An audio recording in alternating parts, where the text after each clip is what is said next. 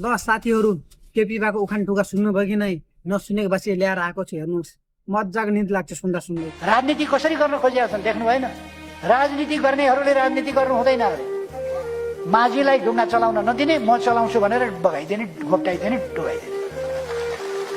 ड्राइभरलाई गाडी चलाउन नदिने सिक्दै नसिकेका मान्छे आएर यसले चलाएन यो बुढो ड्राइभर यो पहिलेदेखि चलाएको यसले 20 वर्ष भयो चलाएको कहाँ पाउँछ म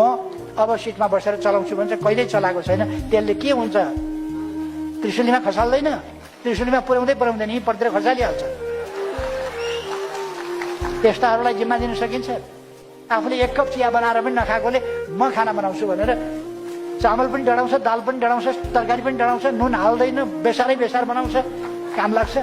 सुन्नु भने होइन केपी शर्मा ओलीको उखान टुक्का सुन्न त मजा आउँछ होइन केपीमा अलि धैर्य गर्नुहोस् के तपाईँहरूले पनि 35 वर्ष देश चलाउनु भयो 35 वर्षमा गर्न सके जति गर्नुभयो अब यिनीहरूले पनि बल्ल 3 महिना भएको छ देश चलाउन लागेको